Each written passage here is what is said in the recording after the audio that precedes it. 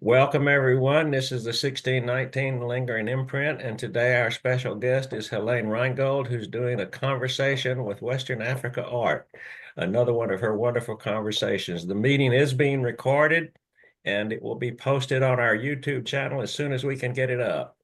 So here we are. A lot of us already know Helane, and those who don't are going to get to know her soon. So I'm just going to turn it over to Helane and let her go. So Helane, it's all yours. Thank you so much, Dick. It's always good to be with you guys for sure. So let me go into share and let's get started.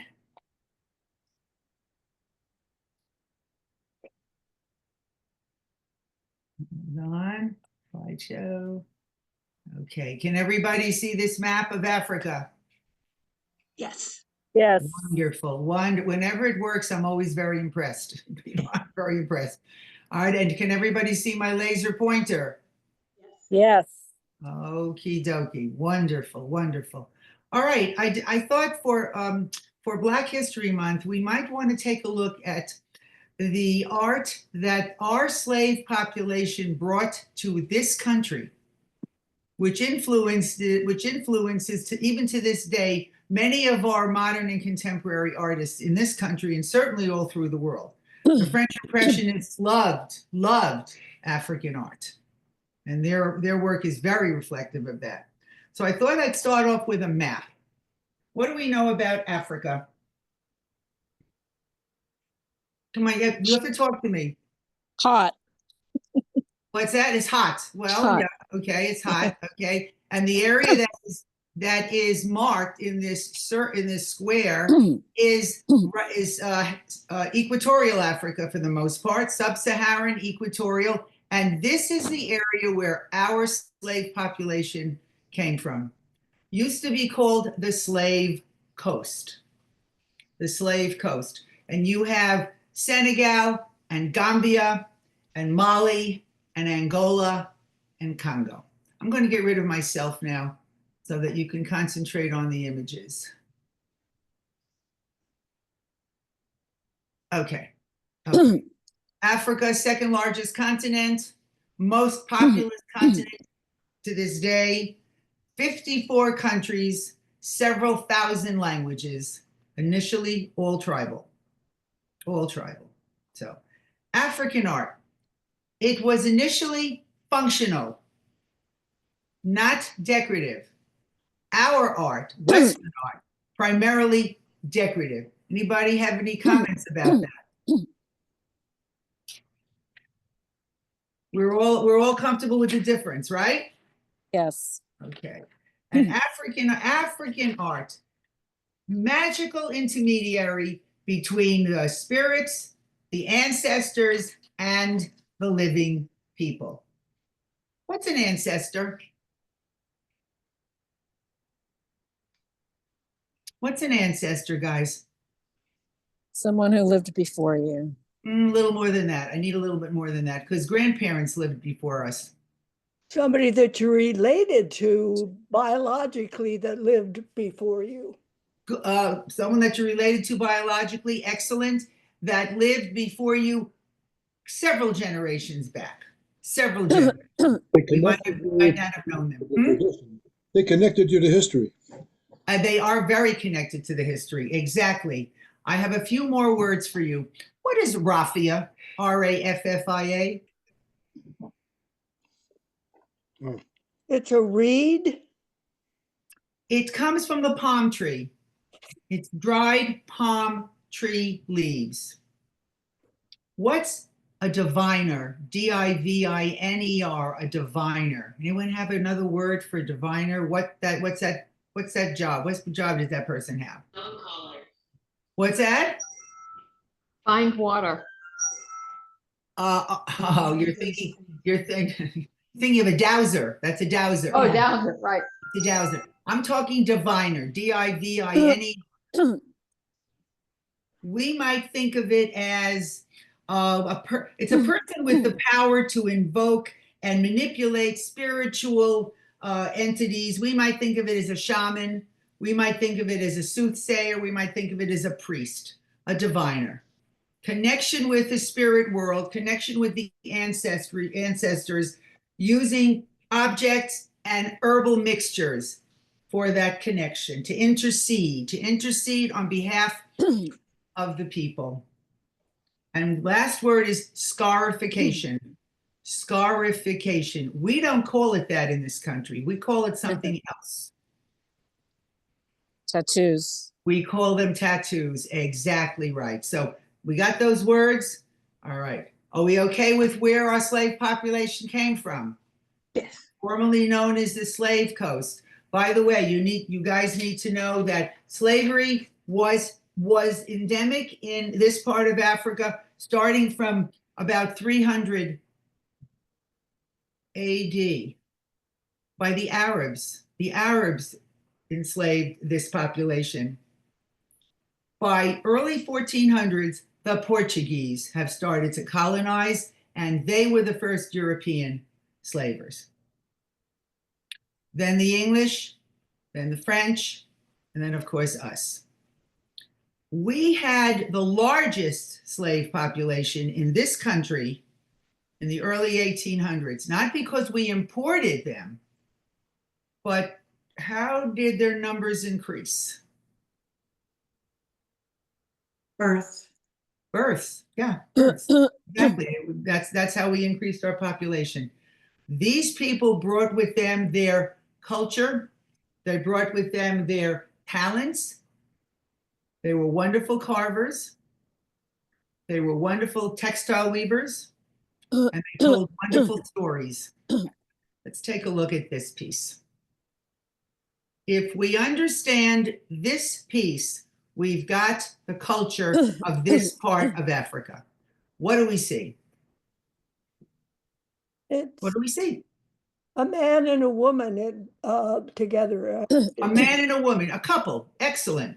Tell me more. The man has his arm around the woman, so I would think that they are related in some way. Wonderful, wonderful. He's touching her breast. What do you think the relationship is, more than a brother and a sister, hopefully? Yes, I would think that is probably more like a man and wife, although they probably didn't think of it that way. They're a couple. They're definitely a couple. Yes. Very, very, very, very good. Excellent. What is it made of? Think of Wood. the area. What is it made of? Wood. Looks like wood. It's but wood. Certainly at the base it does. And It's wood. No, it's definitely wood because they had lots of wood. Sculptors used the material that was easily accessible.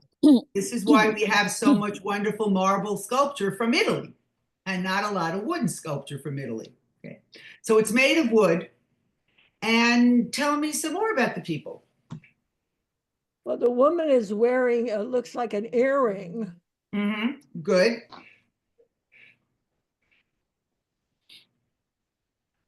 Go ahead. The placing of the hands on the woman or on her lap. Yes. And the man is pointing to what? His penis. So there's a sexual element here. Exactly correct. And notice that he's got very well developed pectoral muscles, which tells us that he's probably what? Strong. Strong.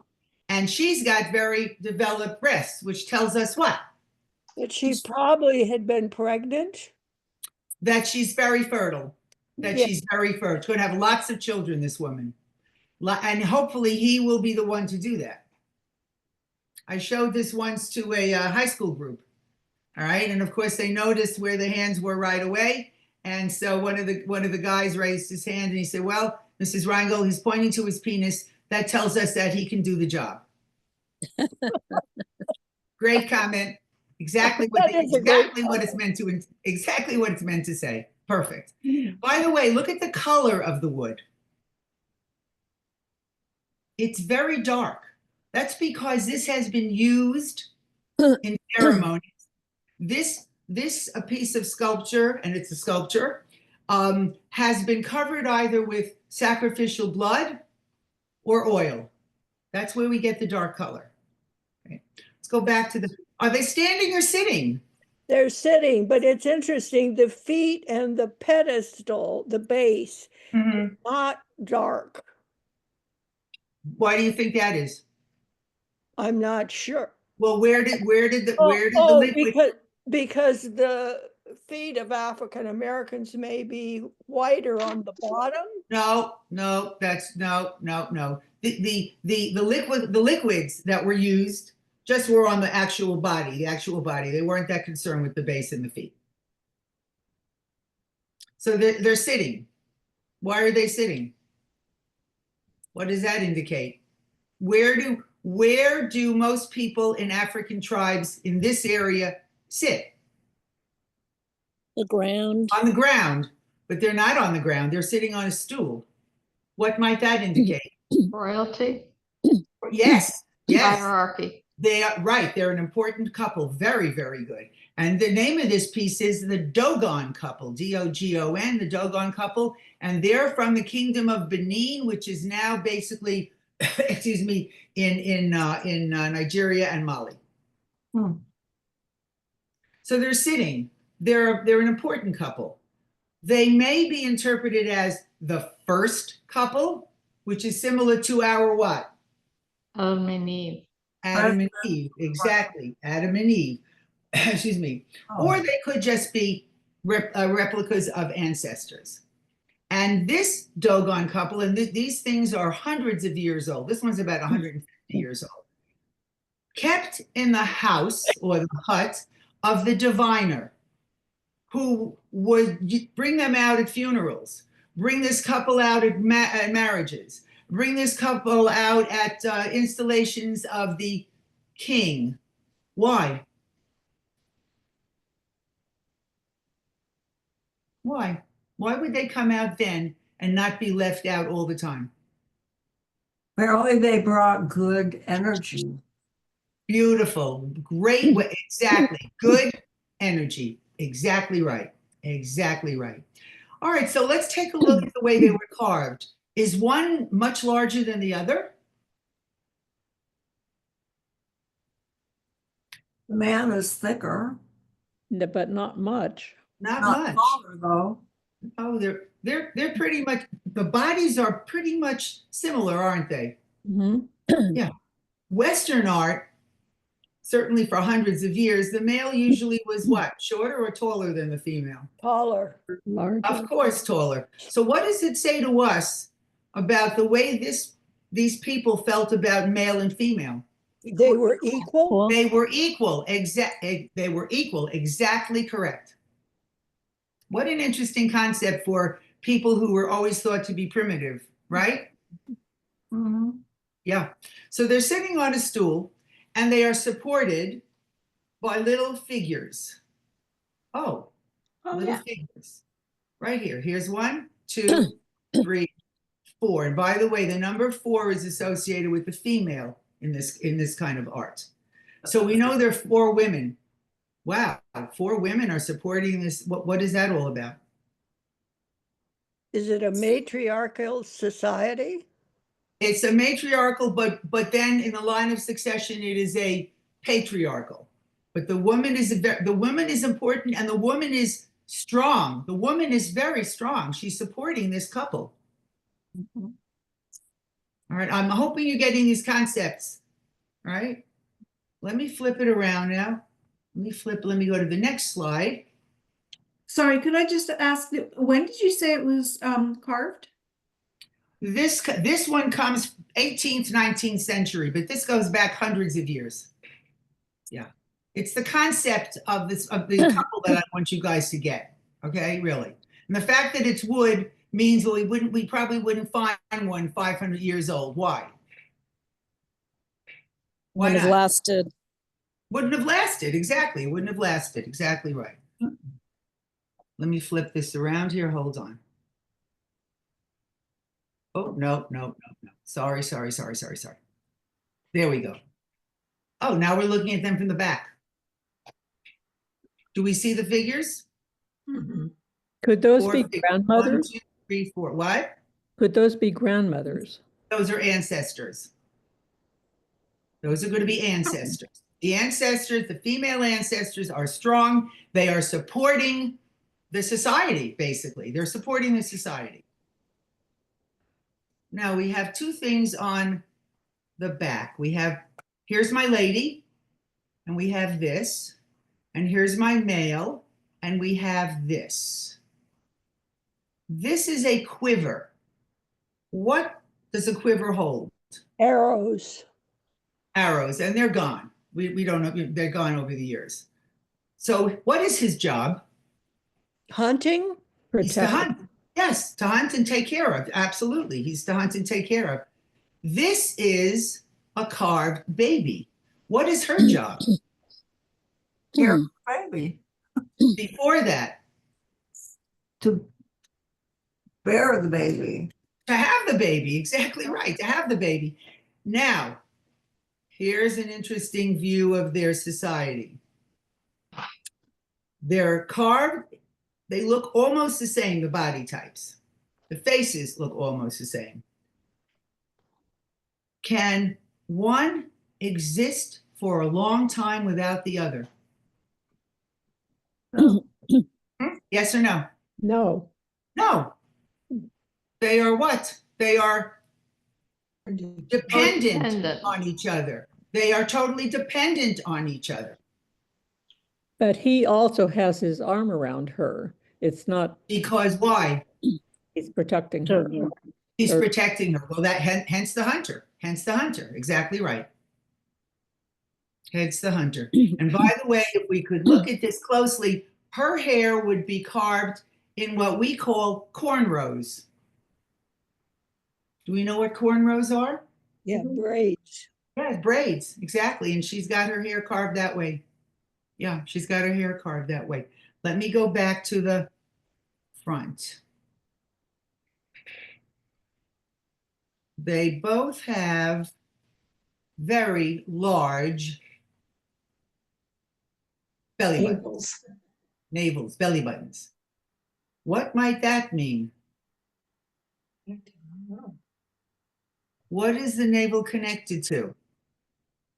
The mother, the The fetus, placenta. yes, the fetus, yes? All right, stay with me, guys. You have the past generation, you have the current generation, and you have the Future.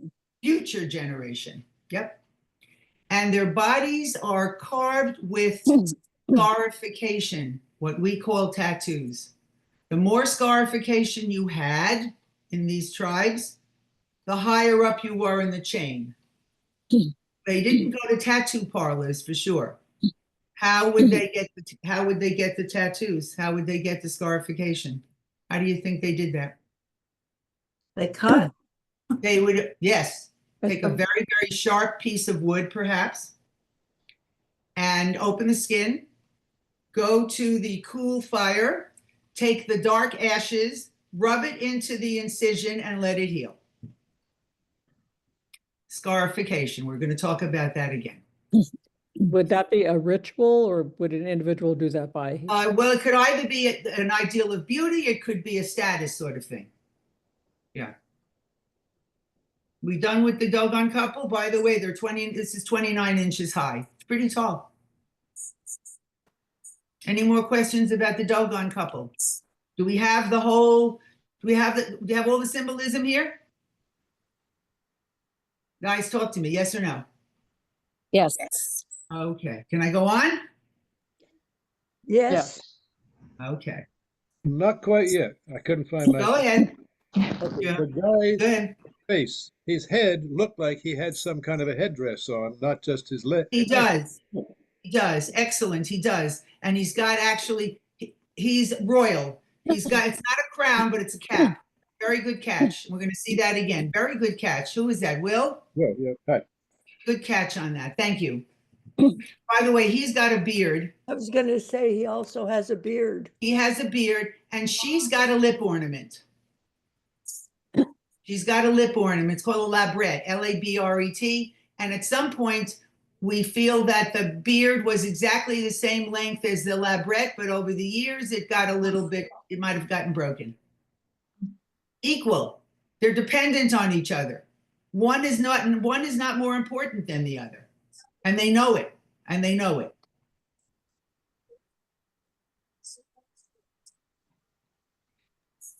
Well, this is not wood. What might this be? Is it ivory? Avery. This is ivory. Yes, this is ivory. And this is about 500 years old. And we know who this is because it's a portrait. It's the mother of a king. It's a mother of a king, and the king in this area is called the Oba. O-B-A. Are there any bookmarks? Yes, there are. Pardon Are they me? all in one section? I'm sorry. Yeah. Hello? Oh, sorry. Okay, thank you. She has some scarification, by the way. It's not the dark area here. It's the 4 little lines here and the 4 little lines here. And I said to you, the number 4 indicates what? Male or female? Female. Male. Female. This is a portrait of this king's mother. This is approximately, excuse me, this is about 9 inches high. And it's a pendant mask. Where do we wear a pendant? Around your neck. Around your neck. And he did this so that he could carry his mother's spirit with him all the time. Because of her, and her name, by the way, we know her name. Her name is Idia, I-D-I-A. Because of his mother, Idia, this man maintained his kingship. So she was very important to him. She was very politically astute. He elevated her to the level of one of his royal counselors. And he carried this around with him always. White, purity, purity.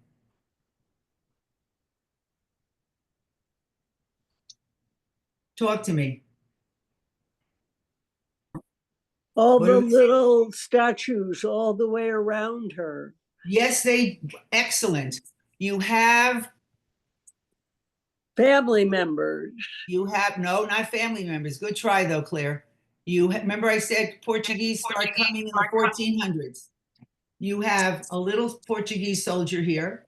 You have with a helmet, you have a little Portuguese soldier here. You have a little Portuguese soldier here. You have one over here, and you have one over here, and you have one over here. Okay. But in between, you have a fish. You have a mudfish. Mudfish, interesting fish. Can live underwater, but can also breathe in the air.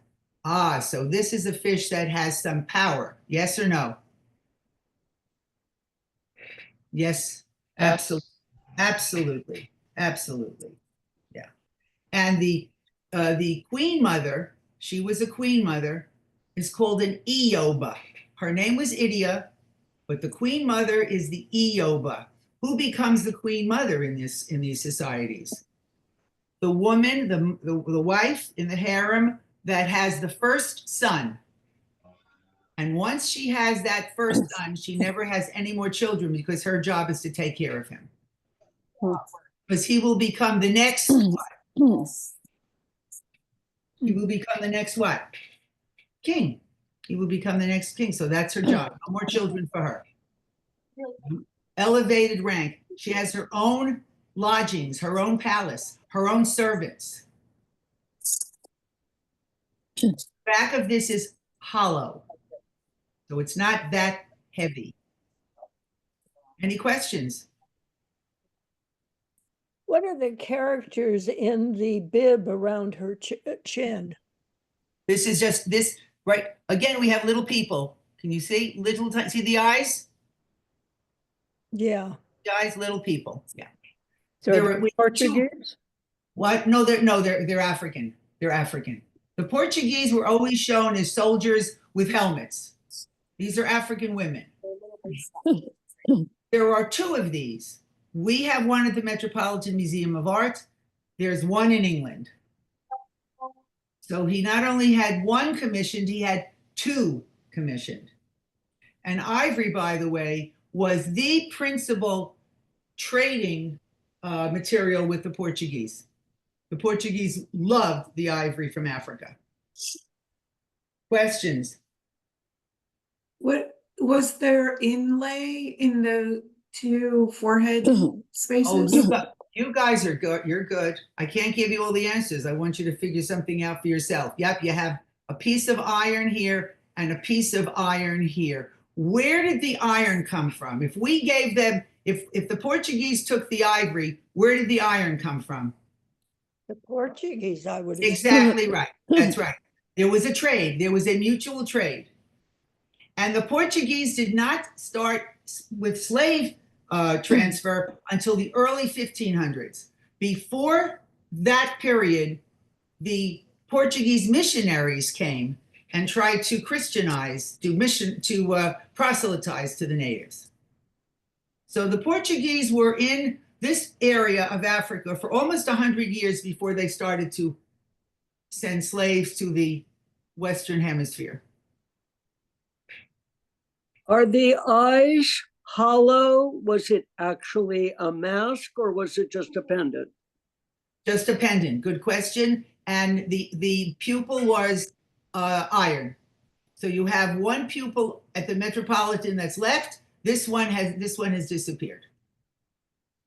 Yeah. Can I go on? Yes. All right. You got to talk to me, guys.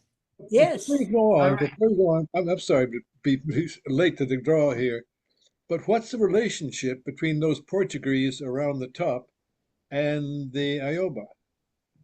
Are they subservient? Are they rulers? He traded with them. Okay, so He they're traded with them. He not only supplied them with ivory, but as the period goes on, he supplies them with slaves. And the slaves he provides them with are either prisoners of war or criminals. So there's a mutual trading situation here. And pieces of ivory were made specifically for export, which is what we're looking at here. This was not made for use in Africa. This was made for use in Europe. What is it? Beautiful. It's gorgeous. I mean, look at the workmanship. Look at the workmanship. Gorgeous. It's a salt cellar. What's a salt cellar? It's also, you keep salt in it at the table. Was salt expensive at this time? Yes. Very. Because we had no refrigeration. That's how you kept your food from spoiling. So this is a commission to a carver in this part of Africa, specifically for a royal family. And we know it's for a royal family because we have a symbol here. It's a rose. Oh, thank you. They had a rose. They had a rose. I'm sorry? They had a rose in their, the word escapes me, in their coat of arms. So this was made for a specific family. Salt cellar. Made for export. We have, let's see if we can recognize. We have some people. Do we see the people here at the base? Yes.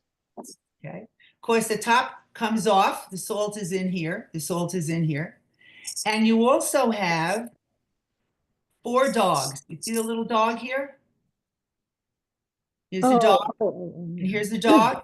And here's the dog. And there's one around the back.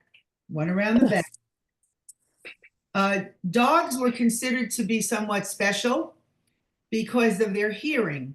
They could hear spirits and ghosts that we people could not hear. People could not hear. What? Are those snakes on the top? And those are good. Yes, good. Now we're getting into it. They're snakes. What might the snakes be? Oh my goodness. Remember, all of these things represent, they're all symbolic to these people.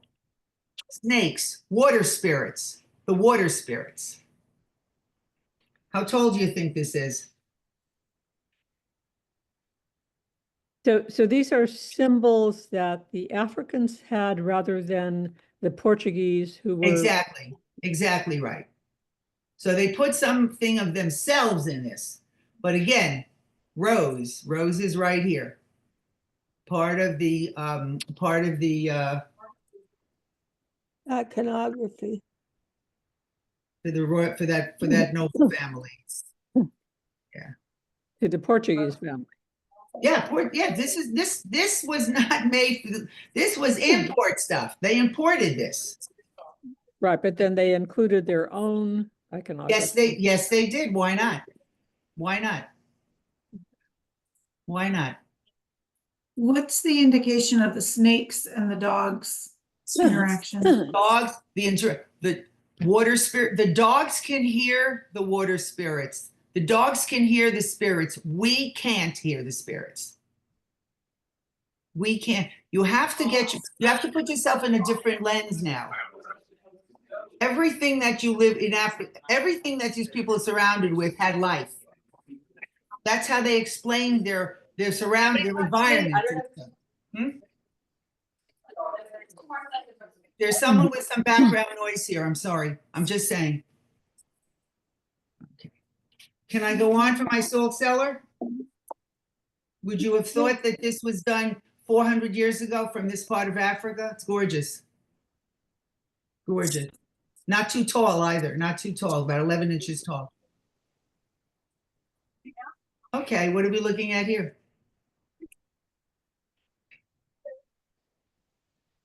What is it? I don't know what it is, but it looks like a baptismal fountain. Guys, think back at what we looked at before. Come on. What do you stool. think that is? It's a what? It's going to be the workshop. Stool? It's a stool. It is. Where's the mason is not open. It's a Where's stool. like the It's a stool. sunflowers There's some background picture on noise. display There's some background noise. or any of the? Whoever is I talking, don't believe you mute. Yeah, I saw it on. You have to mute yourself. There's some background noise. Yeah. Yes, it's a stool. And we already know who sits on the stool. The king. Important people sit on stools. Everybody else sits on the ground. And who's supporting the stool? A woman. A woman. A woman. And notice her hands. Why do you think they're so large? Because she can do anything. Oh, she's strong. Yes, she's strong. Is this a young woman or an old woman? An older woman. It's an old woman. Look at her breasts. Yeah. Old woman. Oh my goodness. Respect for age. Respect for the strength of age. And she's got all sorts of markings on her body, and we know that that's called, again, scarification. And this is a prestige stool. It's called prestige stool, a stool. We don't know who did it. We do not know who did it. Not important. Not important. What do you think? It's langweilig. Does it communicate to you? Does it communicate the message? Strong women, age is to be respected. This is 24 inches high. Huge hands. That's why I said, what do the huge hands mean? Capability, power. Capability, power, strength, you name it. Yep. Yep. Prestige stool. Can I go on? Yes. I hope you're seeing some continuity here in the themes of the symbolism.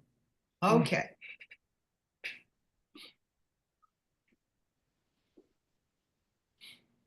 What are we looking at here? This is a photograph, by the way. What are we looking at here? What do we see? I see elephant tusks that are. Good. We see elephant tusks. Okay, we already know about the elephant. Elephant tusks. Good. Excellent. And by the way, For every elephant that was killed, for every elephant that, excuse me, oh, I'm sorry. For every elephant that was killed, the king, for every 10 elephants, the king gets one of the tusks for free. You always have to give tribute to the king. So we have Bells. elephant tusks, and they're carved, and we're going to talk about the carvings in a minute. So you have elephant tusks. What else do we see? Looks like bells. Bells. Yeah, we have some bells. What might the bells be used for? Call To call, yes, this is an altar. This is an ancestral altar that the king, the living king, goes to speak to who? To speak to who? His ancestors. The ancestors, yes. The people who lived before. And we have the bells because that's how you summon them. That's how you summon the ancestors. So would those be Were the, the bells imitations of bells that they had seen someplace else, or were they an indigenous invention? There are, yeah, indigenous. Good point. Good point. Yeah, indigenous. And then we have these wonderful faces. We're going to talk about these faces in a minute. Who might these faces represent? ancestors. Ancestors. We also have little tiny figures here. And they are also representative of the ancestors. And we have this here. What might this be? This is an altar. We're communicating with the ancestors. blood? Like Blood. Blood, exactly right. That's the blood of a leopard. Tell me about leopards. What are some of the traits of a leopard? Fast. Speed, strength. Speed, fast, strength, graceful, gorgeous, intelligent, good hunters. The only person allowed to kill a leopard was the king. Killed one once a year, spoke to the ancestors at this altar.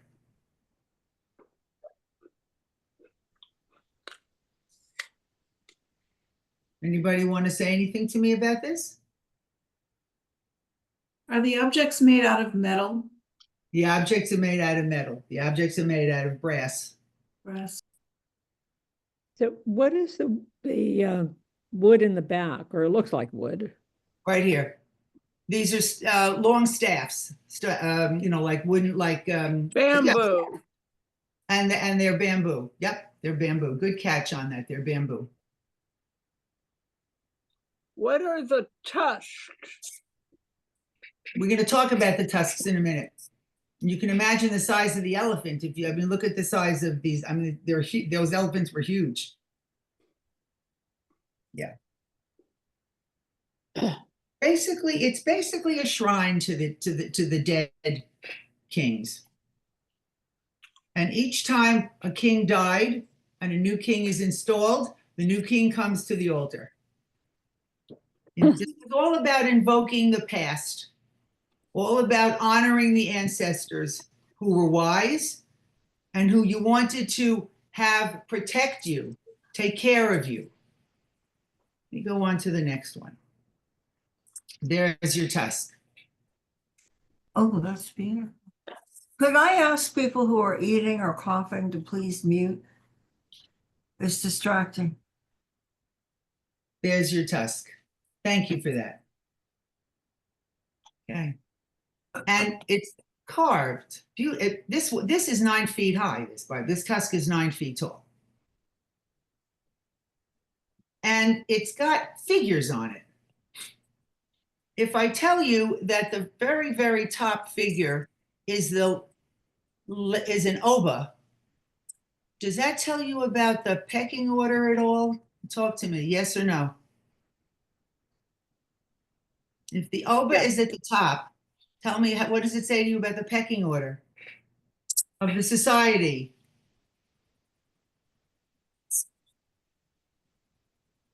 Women are in charge. Well, I don't know about that. You say it was an ovum at the top? Oba. There's a king at the top, yeah. Oh, okay. I see what you're saying. I didn't understand what you Does said. this remind you of anything from the northwestern part of our country? Totem poles. A totem pole. Yeah. Yeah. Totem pole. Separated by what? Thousands and thousands of miles. Same idea.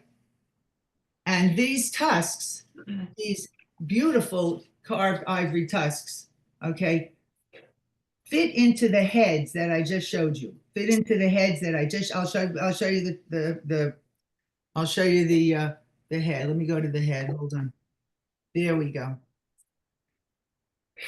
So in the opening, you have the tusk.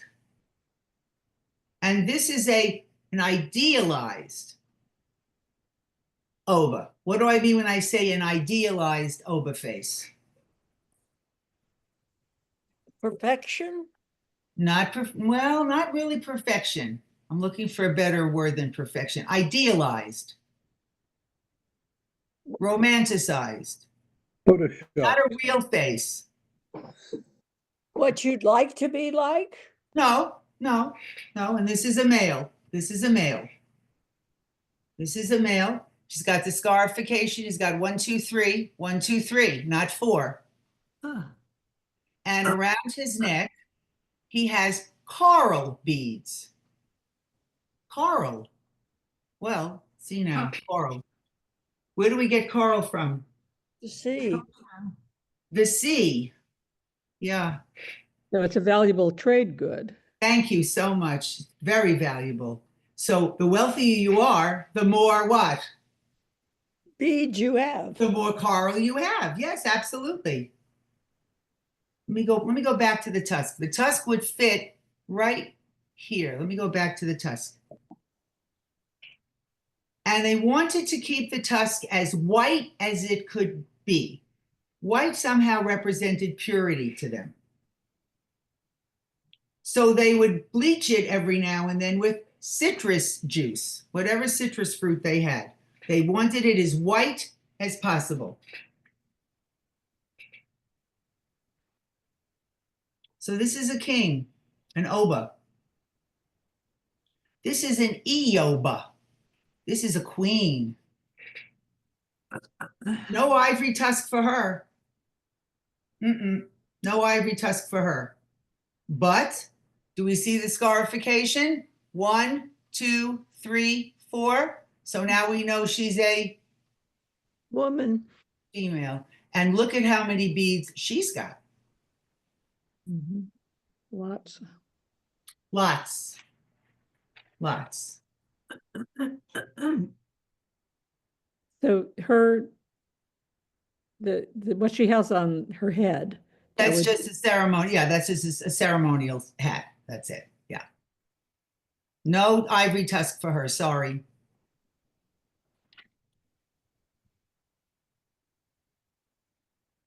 And the This is picture that you 17 showed us of the, 17 inches high. What? picture that you showed us of the altar, the tusks. Let me go back. I'll go back to the altar. Hang on. Yeah, they look like they were kind of worn, and now that would make sense. That because the ivory might be worn away by the citrus, by the acid. A bit, yeah. Do they show special stories on the tusks? Yeah, that's what I say. It's like a totem pole. It's the last king, okay, during his reign, he's at the top. You have the people who work for him. You have the government officials. You have his family. You have, so it's not really a story. It's more, as I said, it's the society. It's the society at that time. Yeah.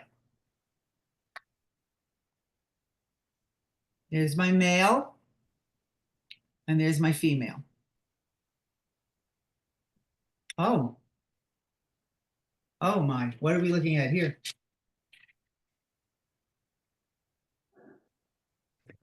What do we That see? enemy? Well, Pardon me? somebody's been putting nails in him, it looks like. Yes, there are. Yes, there are. Absolutely. There are absolutely sharp pieces of metal here. And there's some thought that this happened because, again, remember, Portuguese missionaries, martyrdom. There's some thought that we'll talk about this. There's some thought that that's where they got that idea from. Okay. What are we looking at though? What is it? It's a what? Is it a painting? Is it a piece of sculpture? What is it? Well, it's a sculpture. It's a piece of sculpture. Piece of sculpture. And we know what it's called. It's called Enkisi Nkandi. That's what it's called. It's called an Enkisi Nkandi. It's 48 inches high. It's made of wood and iron.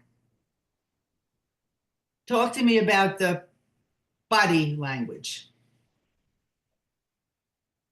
Is Expresses it a extreme person pain. feeling a lot of pain, or is it a person being tortured? Neither. Neither. By the way, this would be living in the diviner's house or at the entrance to a village. Look at the way the figure's standing. The hands are on the hips. What does that body language say? Hands on hips, face coming towards us. He's a guard of some sort. He's a guard. He's also imposing himself on you. It's sort of like I'm in your face. He's Yeah, moving he's towards us. He's So- threatening. He's threatening. Good. He's So threatening. he's saying, no matter what you do to me, I'm strong and I'm standing. No. But he's strong and he's powerful and he knows who he is. He knows who he is. Does he His know mouth- who you are too? What's that? Does he know who you are? Is he threatening that way? Oh, is he threatening it? No, he's not threatening us. He's not threatening us at all until the diviner puts something in his abdomen. Do you see the opening here? So when he has nothing in his abdomen, which by the way, they considered the abdominal cavity the life source and the source for the soul. When he has nothing in there, he's just a piece of wood. But when the diviner puts herbal mixture in there, certain dead animals, and you better bet there's some leopard bone in that mixture, and some bird, and some earth, he comes to life. These people believe that he then becomes alive. Got to have that stuff in there, though. He's got a hat on. Will, you remember you noticed the hat on the Dogon couple? Yep. So we know something about him, right? Is he a special figure? It depends on what the hat means, but if No, he's the hat means you're special. no, the hat, don't complicate it. The hat means you're someone special. Yeah. Period. That's it. Means you're someone special. And he's no. And he's got big eyes. What do the big eyes mean? I can see everything. I can see everything. Absolutely. And he's got an open mouth. So he's going to do what? He's going to talk to us. And he's got these nails stuck in his chin and cheeks because originally this would have raffia around it. So it would mean that he had a what? A beard. A beard. And beards indicate youth or age. Age. Ah, so he's old and he's wise. He's old and he's wise. And Kisi and Kandi. Would 48, wait, let me just finish. 48 inches high, 53 pounds. Okay, 53 pounds. Now, what's the question? Helane, would they set fire to the material inside him and cause smoke to No. emerge? No, No, no, no, no. It was enough to put it in there. It was enough to put it in there. So what is the whole point? What is this? What is the whole point of this? And by the way, this concept came right across the ocean to this country and into the Caribbean. This concept comes right across. What do we call this kind of thing here? A voodoo doll. Yeah, exactly. A voodoo doll. So, but in Africa, he was like a judge. If you had a conflict with someone, let's say Claire, you and I had a conflict, and we lived in the same village. Everybody knows everybody, right?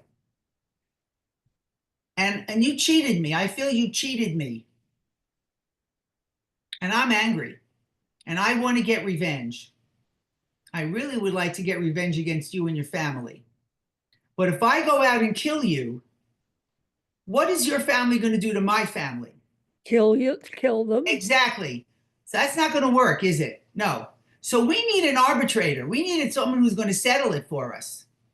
So you and I go to the diviner. He puts the mixture into the abdomen. Now we have a spirit to appeal to. And if I'm satisfied with the way you've apologized or perhaps paid me back in a cow or however we've resolved this, then to show the rest of the village that we have resolved it, we've stuck something in, we stuck something in his body, so he now feels the pain. It's done.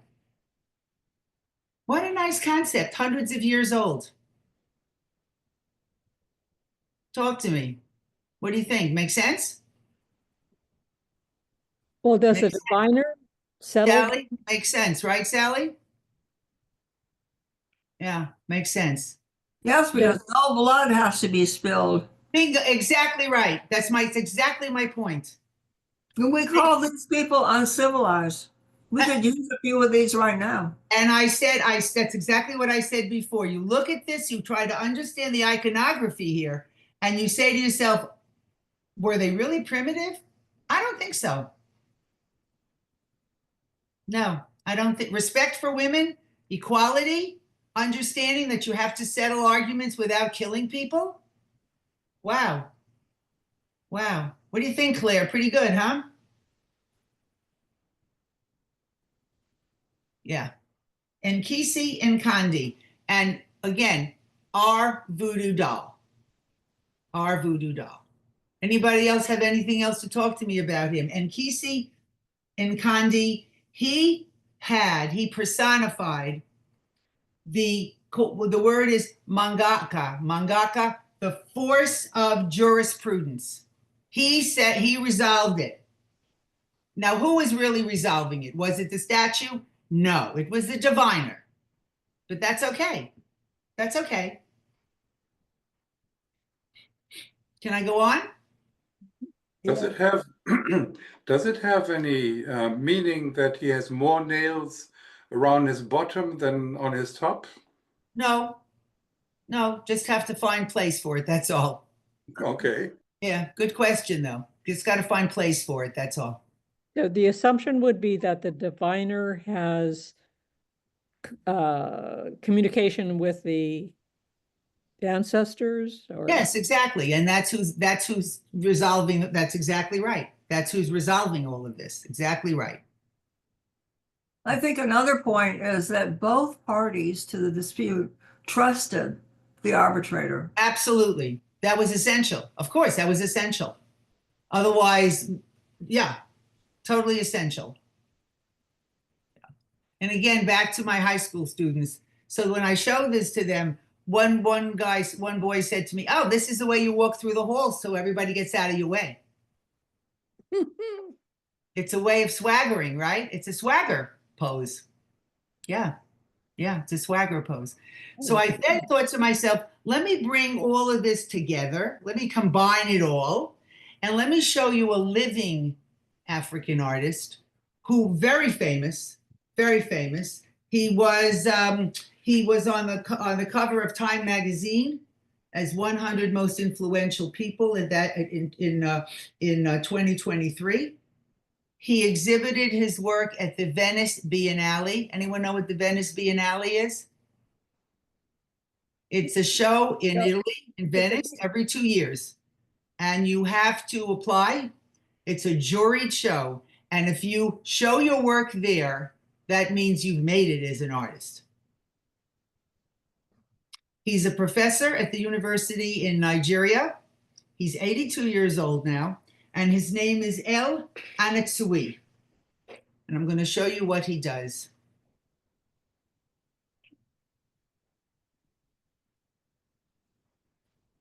And we're going to talk about the connections that he puts into his art for what we've just talked about for whatever, half an hour, an hour.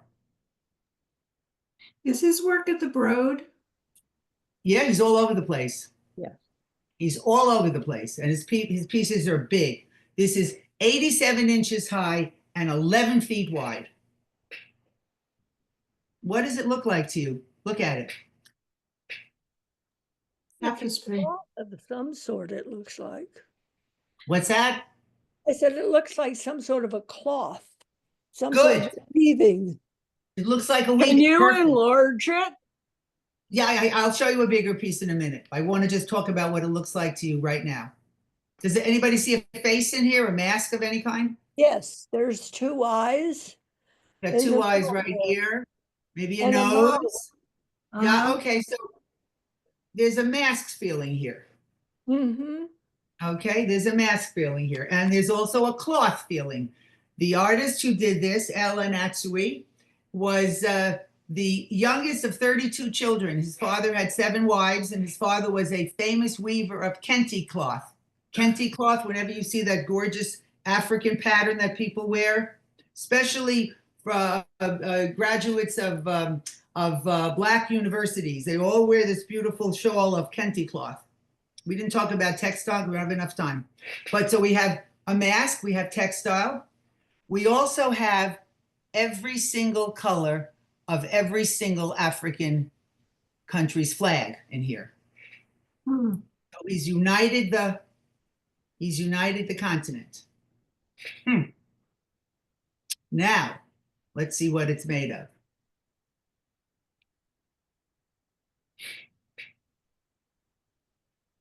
And he has assistants in his studio. They go to the town dump, and this is all reclaimed material. It's wool, Because isn't it? what has the colonizer done? The colonizer has, well, in this concept, destroyed the continent. He's collecting the garbage, puts it all together. These are, does anybody know what these might be? Wine bottle bands. Yes, liquor. Anybody know what the triangle trade was? Rum, Liquor, slaves, yes, triangular slaves. Europe, Africa, Western Hemisphere. Triangular slave. Yeah. That's what we traded. So he's got liquor in here. He's also got, these are all pieces, components from computers, the wires. And he and his students, not really his students, he and his workers put this together by hand. And this is called Between Heaven and Earth. Between Heaven and Earth. Spirits, mask, spirits, and the garbage. Between Heaven and Earth. El Anatsui. Talk to me.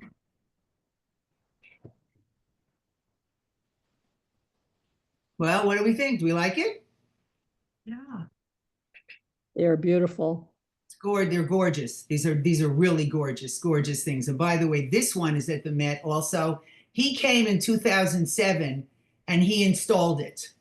He told them where to hang it. But because there is a lot of movement with this, if you hang it, if it gets hung at a different museum, he has no problem with that. He says, because life is dynamic. Life is not static. There's always movement.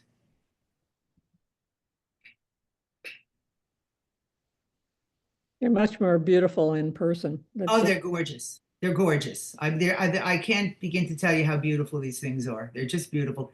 That's why Pasadena Village gave you the cover sheet. If you look at it, you can check his other work. You can check his other work.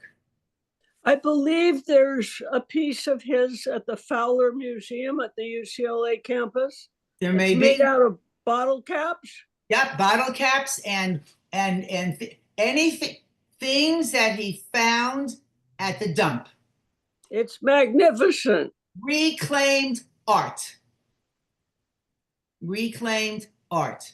Because again, if you want to follow his thinking, what did the colonization of Africa do?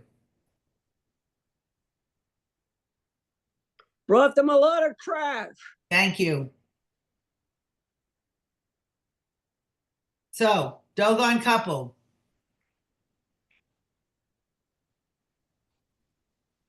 Children respond beautifully to this. They really get they get this. It's very interesting. They really get the symbolism without heavy interpretation. Yeah, without heavy interpretation.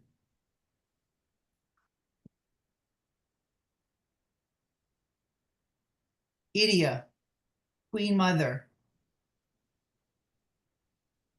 salt cellar, meant for export.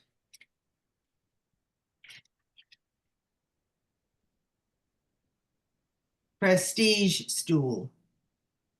Love the old woman holding it up. I think that's fabulous. Altar. Ancestors. Help us against our enemies. Help me be a good king. Help me have a lot of children.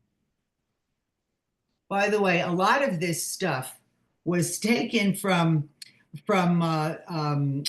this part of Africa in 1897 by the British. The British were already trading, established, and they wanted to come to visit the Oba. And the Oba said, I mean, this is called the British Punitive Expedition in 1897. The Oba said, don't come now because we're in the middle of one of our festivals. Come in 2 weeks. Well, did the British listen? Yes or no? No, they did not. No, of course they didn't, because these people were only primitive Africans and this was the British Empire. So the British came and the Oba said, I told you not to come, and he killed them. He killed them all. And the Brits were not happy about that. So the Brits send 1,200 soldiers to Benin, Kingdom of Benin, and destroy the royal palace, capture the king, bring him back to England. And a lot of this stuff came back with them. And you have a lot of these things in various museums in Europe. Germany, Britain, and you have a lot at the Met. And some of this stuff is now starting to go back to the country of origin.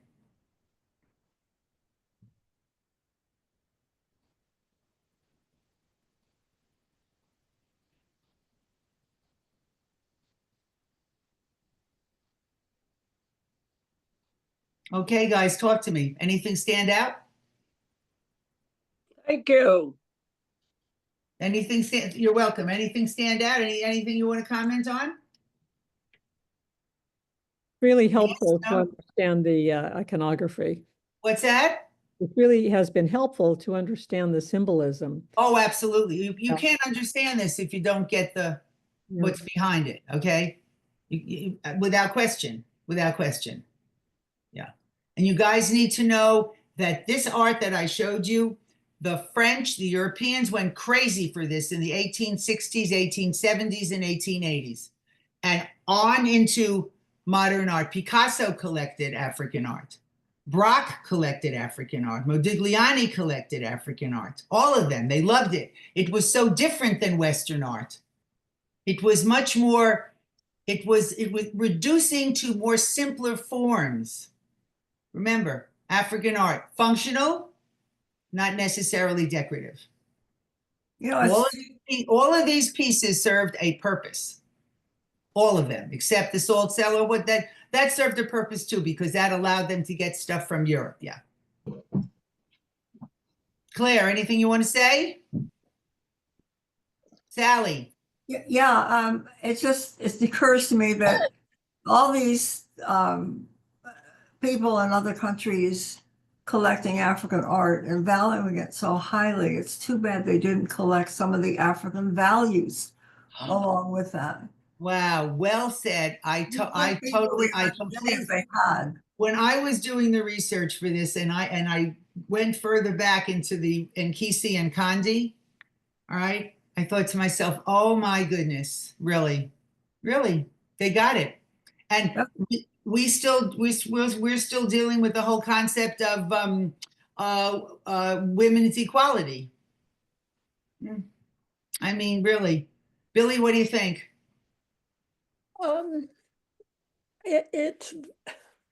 It's very interesting. This is the first time I've been exposed to African art. Good.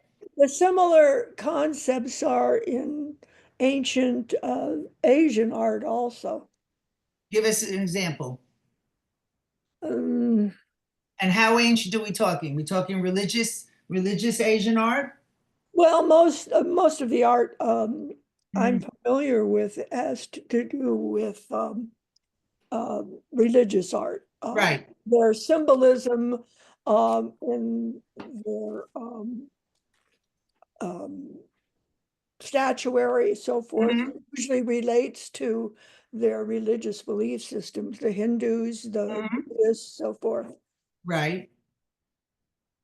It's a way, art is a way to explain things to people who might not be literate, right? Mm-hmm.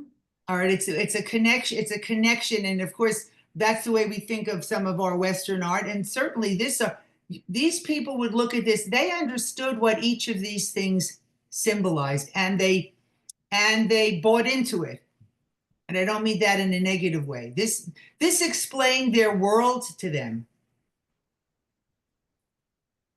and how to function in it and how to navigate it every day. And yeah. Barbara, want to say anything to me? Well, as I said, the symbolism, but now if I see a piece, I can look at it differently. Good. Then I did my job. Good. And Will, what about you? Well, I'm taken by cultural transmission. Go These ahead. are people that had no written language in terms of letter symbols to speak Correct. of. Maybe Correct. So they were telling stories and connecting people through imagery. Yep. Is more immediate and it's more emotional. It's not an intellectual thing so much as it is a feeling thing, especially when you connect with spirits.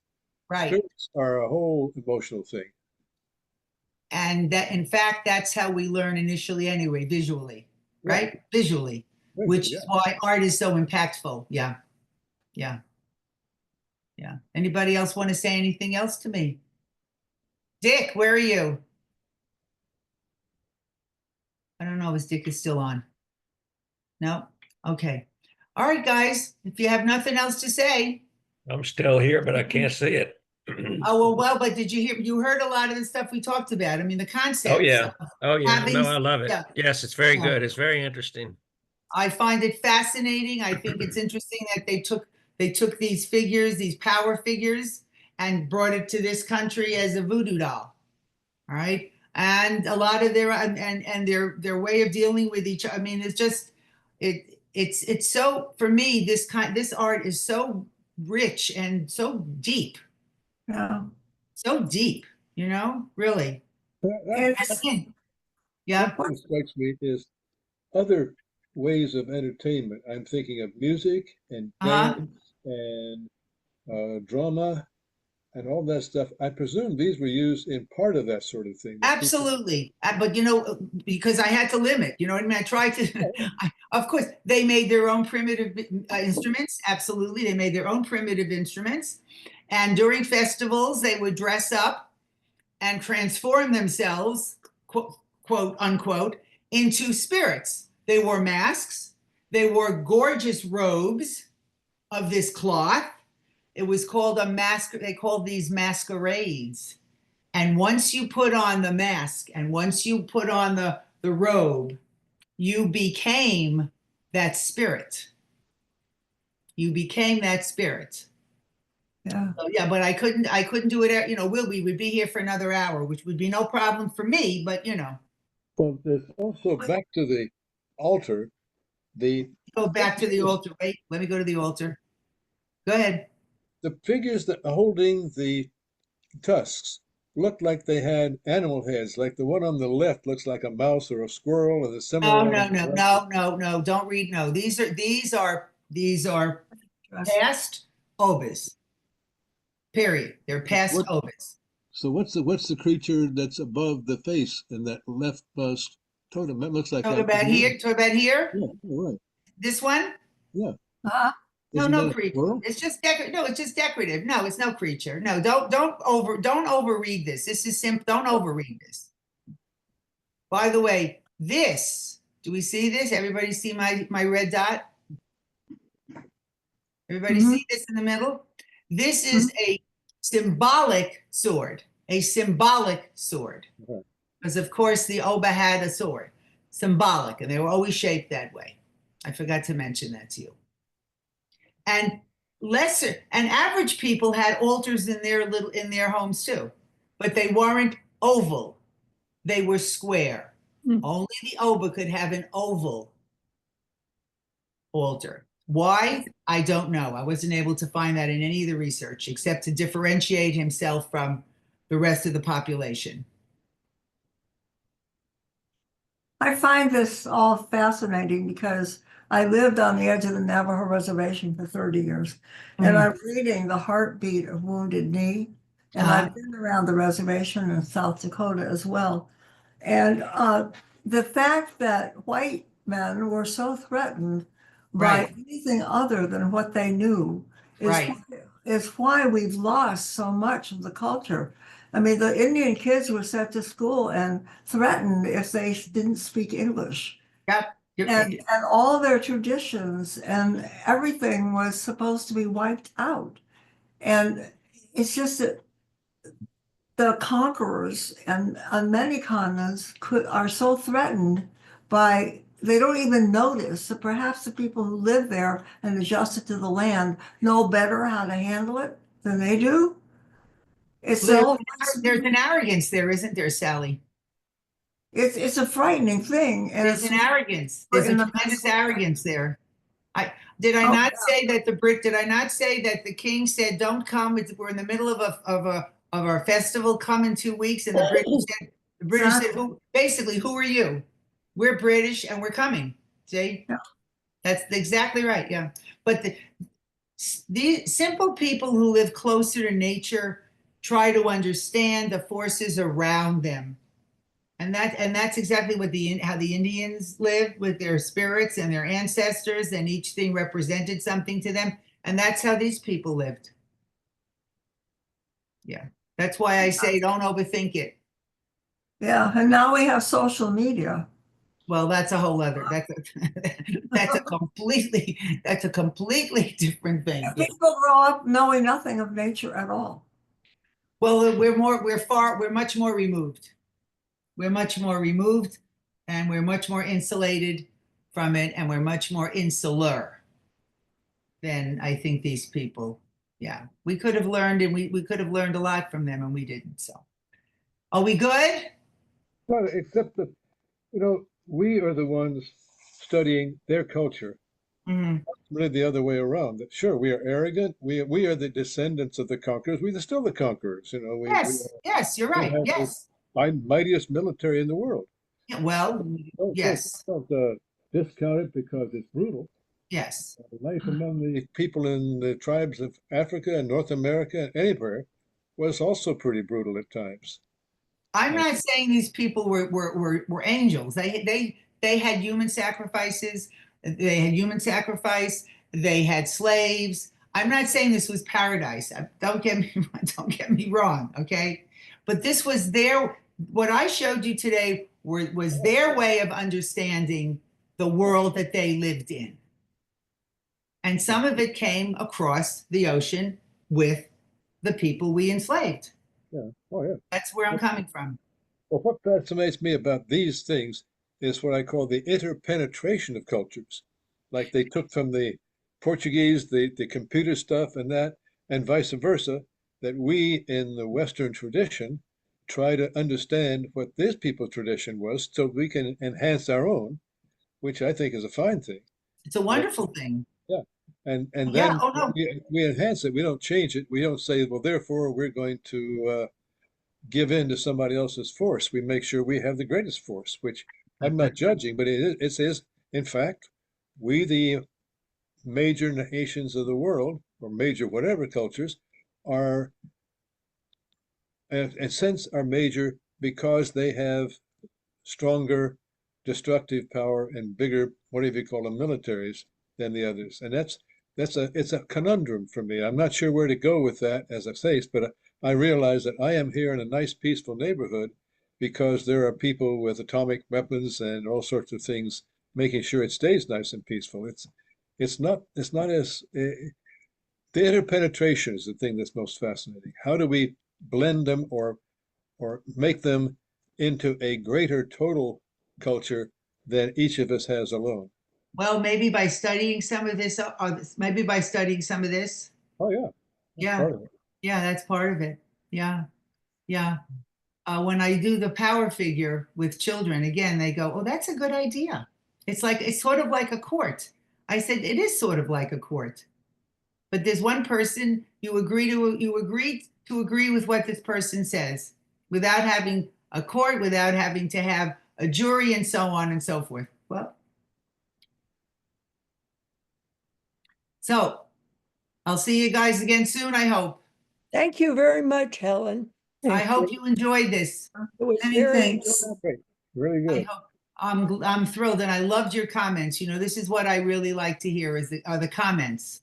All right, and yeah, there's a lot of stuff to think about here. A lot of stuff to think about. I kind of land on the I kind of land on my Dogon couple where they're both really equal and they can't exist without the other, and yada yada yada. So Thank you. thank you, Helane. everybody. What? For those who Thank you don't very know, much, Helen. there are Thank you very other much, Helene. My there are pleasure. There Dick? are other recordings of Helene's presentations up on our YouTube channel. So if you go to the YouTube channel and look up Helane, you can find more presentations on other topics. Oh, cool. Then they're all up there and available. Thank you, Dick. Thank you for the advertisement.